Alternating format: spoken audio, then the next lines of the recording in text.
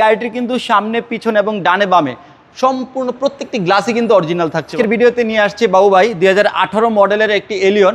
এটা রেজিস্ট্রেশন হচ্ছে 2021-এ। এই গাড়িটির আজকে দেখতে পাচ্ছেন সামনে গাড়িটি কিন্তু এফএল প্যাকেজের একটি গাড়ি।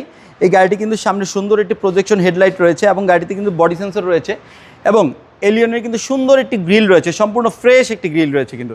এবং এই গাড়িটির কিন্তু সামনে পিছনে এবং ডানে বামে সম্পূর্ণ প্রত্যেকটি গ্লাসই কিন্তু অরিজিনাল থাকছে বাবু ভাই। এখন আমরা গাড়িটির ভিতরের দিকে আসি।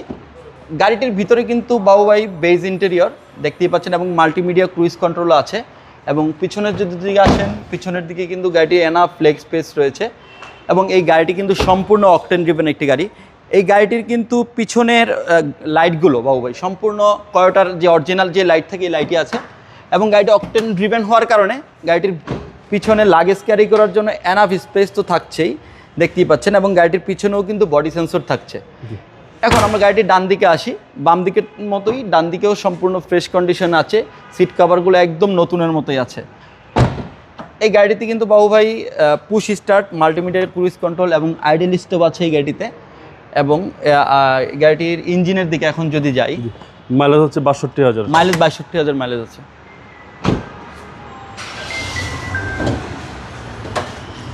ইঞ্জিনের কন্ডিশনে যদি বলি, গাড়িটির ইঞ্জিন এবং গিয়ারবক্স সম্পূর্ণ অরিজিনাল যে ইঞ্জিন গিয়ারবক্স ছিল গাড়ির সাথে সেই ইঞ্জিন গিয়ারবক্সটাই আছে। এবং আমরা যদি দেখি গাড়িটির অ্যাক্সিডেন্ট হিস্ট্রি যদি বলেন, এই গাড়িটির মার্সেল দেখতেই পাচ্ছেন, জাপান থেকে একটি গাড়ির মার্সেল যেই কন্ডিশনে আছে এখন পর্যন্ত সেই কন্ডিশনে আছে এবং চ্যাসিস থেকে শুরু করে সম্পূর্ণ গাড়িটি ফ্রেশ কন্ডিশনে আছে। সামনে পিছনের গ্লাস তো বলেইছিলাম এবং গাড়িটি কিন্তু ইমার্জেন্সি ব্রেকিং সিস্টেমও আছে।